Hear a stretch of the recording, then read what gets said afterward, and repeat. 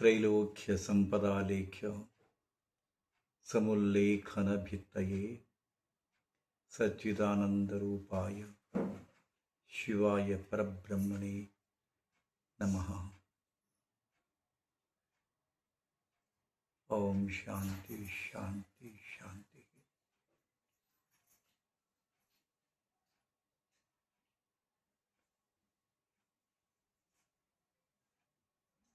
ನಿಮಗೆ ಇವತ್ತು ದಿನಕ್ಕಿಂತ ಹೆಚ್ಚಿಗೆ ಓಂಕಾರ ಅನಿಸಿದೆ.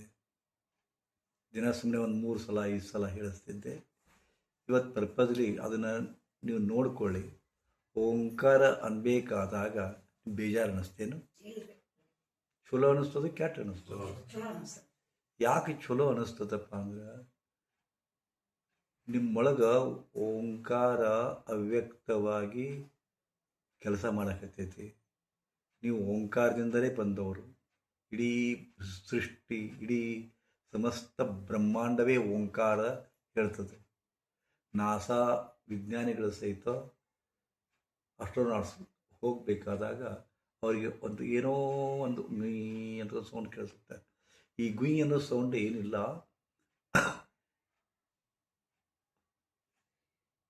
ಓಂಕಾರ ಅನ್ನೋದು ಅ ಉ ಮ ಮತ್ತು ಬ್ರಾಹ್ಮರಿಗಳ ಮಿಶ್ರಣ. ಅದು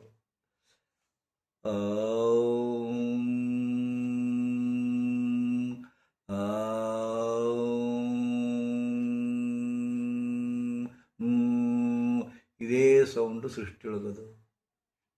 ಇದಕ್ಕೆ ಭ್ರಾಮರಿ ಅಂತಾರ. ಭ್ರಾಮರಿ ಅನ್ನೋದು ಏನಪ್ಪ ಅಂದ್ರೆ ಭ್ರಮರ ಅಂದರೆ ಗುಂಗಿ ಹುಳ. ಗುಂಗಿ ಹುಳ ಭ್ರಮರ, ಭ್ರಮರ ಗುಂಗಿ ಹುಳ. ಅವು ಕಮಲದ ಇದರೊಳಗೆ ಮತ್ತು ಬೇರೆ ಬೇರೆ ಸೇವಂತಿಗೆ ಇಂಥವಾಗೆಲ್ಲ ಸ್ವಾದವನ್ನು ತೆಗೆದುಕೊಂಡು ಅದರ ಆಹಾರವೇ ಅದು. ಅದರ ಬಗ್ಗೆ ನೋಡ್ರಿ, ದೊಡ್ಡ ಗುಂಗಿಗಳು ಮತ್ತು ಗುಯ್ ಅಂತ ಕಲಿಸ್ತದ. ಹಾಂ, ಬ್ಲ್ಯಾಕ್ ದೊಡ್ಡದು ಇರ್ತದೆ. ಅದು ಬೋರಾನಿ ಟೈಪ್ ಇರ್ತದೆ ಅದು.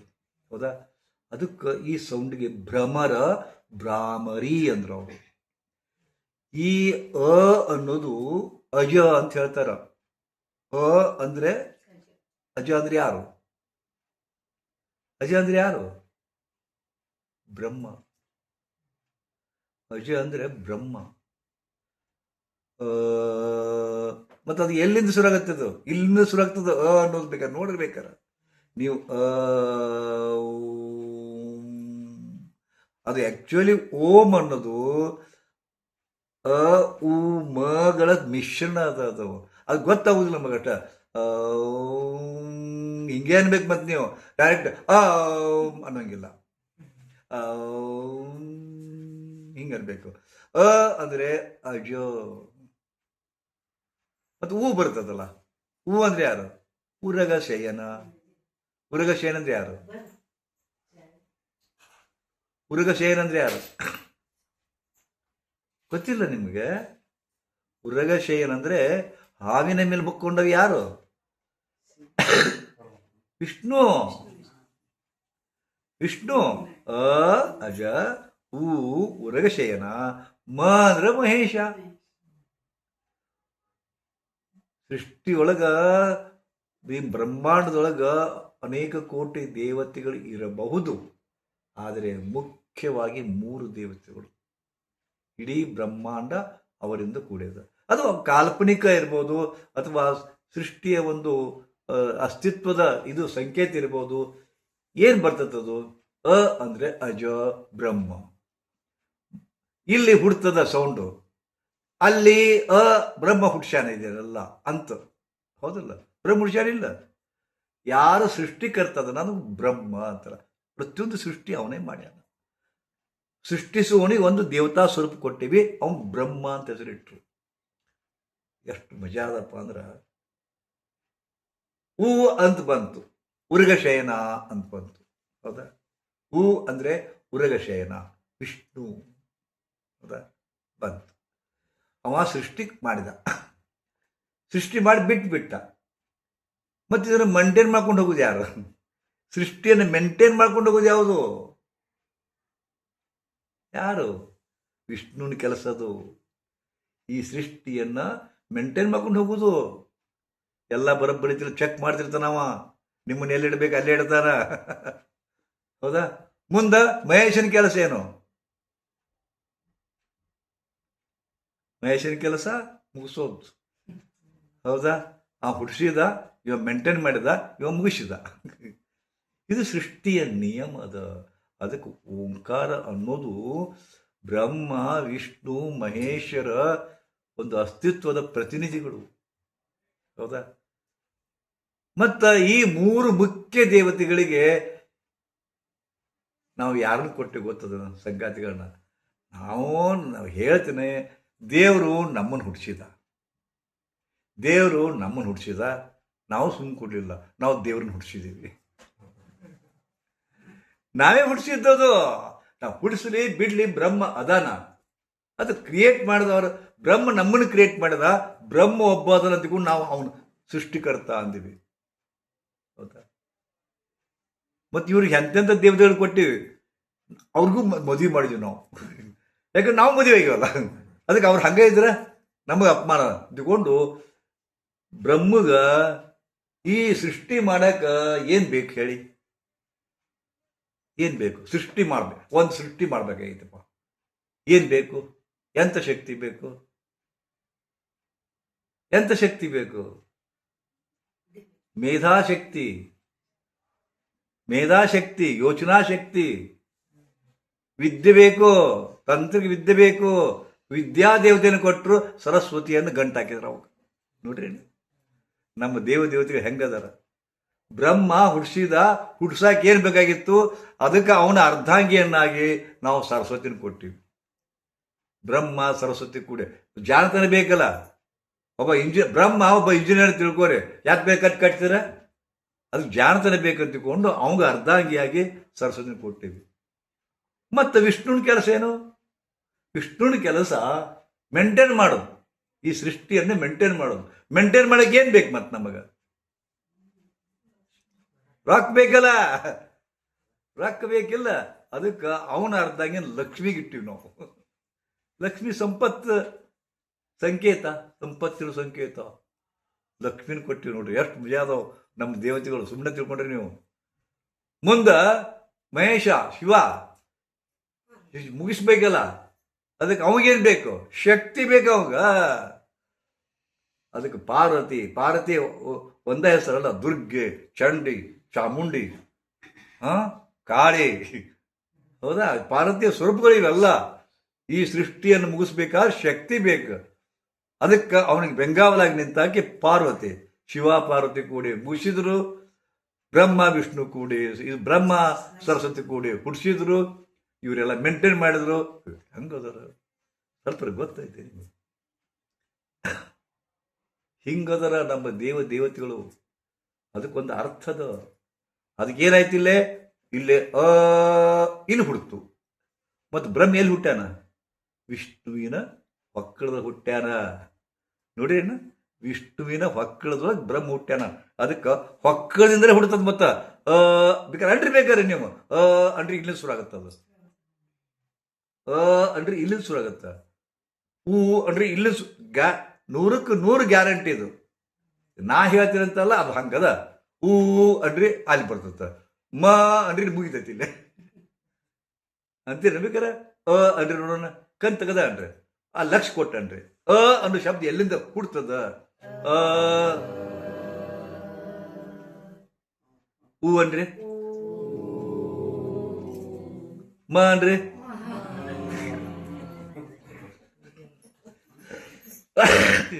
ಮಜಾ. ನೀವು ಬರೀ ಓಂಕಾರ ಅನ್ನೋದ್ರಿಂದನ ಯಾರ್ಯಾರು ನೆನೆಸಿದ್ರಿ?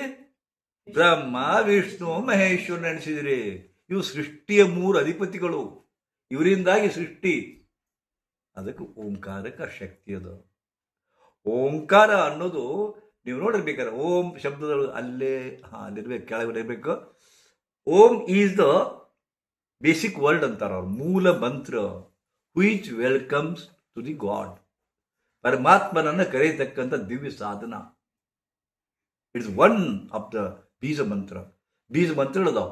ಓಮ, ಕ್ಲೀಮ, ರಮ್ಮ, ಲಮ್ಮ, ವಮ್ಮ, ಹಮ್ಮ, ಹಮ್ಮ, ಗಮ್ಮ. ಅದಕ್ಕೆ ಈ ಬೀಜ ಬಂದು ಒಬ್ಬೊಬ್ಬರು ದೇವತೆಗಳದವ. ಐಮ, ಕ್ಲೀಮ, ಕ್ರೀಮ, ಏನು ಅದ್ಭುತ ಅದು, ನಿಮ್ಗೆ ಗೊತ್ತಿಲ್ಲ. ಓಂ ಅನ್ನೋದು ಸೃಷ್ಟಿಯ ಮೂಲ ಮಂತ್ರ. ಐಮ್ ಅಂತ ಅನ್ರಿ, ಬೇಕಾದ್ರೆ ಬರೀ ಐಮ್ ಅನ್ರಿ. ಸರಸ್ವತಿ ಸಿದ್ಧಿ ಮಂತ್ರ ಅದು. ಸರಸ್ವತಿ ನಿಮ್ಮ ಮಕ್ಕಳು ಯಾರ ವೀಕ್ ಇತ್ತಪ್ಪ ಅಂದ್ರೆ ಓಂ ಬೀಜ ಮಂತ್ರ. ಓಂ ಐಂ ಓಂ ಐಂ ಅನಿಸಿರ್ಬೇಕಾರೆ ಮೇಧಾಶಕ್ತಿ ಡೆವಲಪ್ ಆಗುತ್ತೆ. ಸರಸ್ವತಿ ಮಂತ್ರ ಅದು, ಸರಸ್ವತಿ ಮಂತ್ರ ಅದು, ಗೊತ್ತಾ? ಶ್ರೀಮ ಲಕ್ಷ್ಮೀ ಮಂತ್ರ.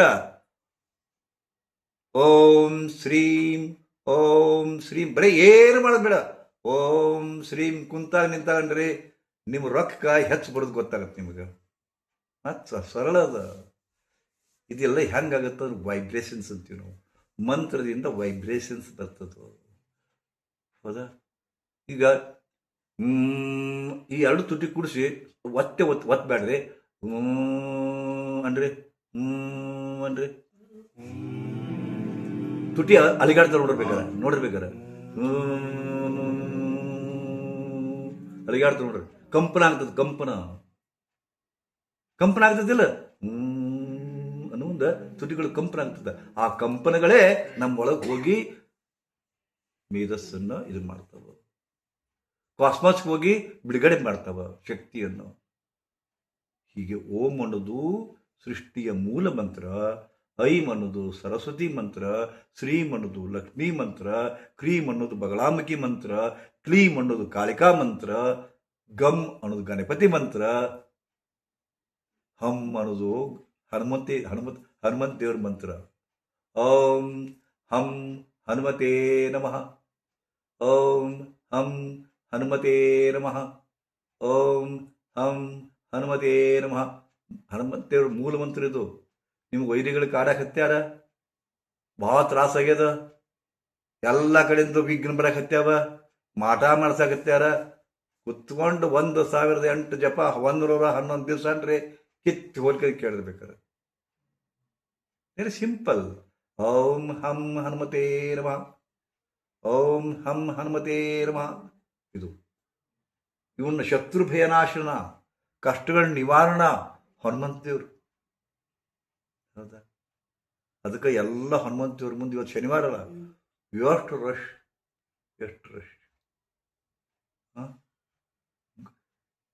ಜಾತಿ ಧರ್ಮವನ್ನು ಮೀರಿ ಹನುಮಂತ ಮತ್ತು ಗಣಪತಿಗಳು ಇದಾರ. ಎಲ್ಲ ಮುಸಲ್ಮಾನರು ಪೂಜೆ ಮಾಡ್ತಾರೆ, ಗಣಪತಿಗೆ. ಹನುಮಂತರು ಪೂಜೆ ಮಾಡ್ತಾರೆ ಅವರು. ಓಂ ಗಂ ಗಣಪತೇ ನಮಃ, ಓಂ ಗಂ ಗಣಪತೇ ನಮಃ. ಐಶ್ವರ್ಯ ತಾನ ಬರ್ತದೆ.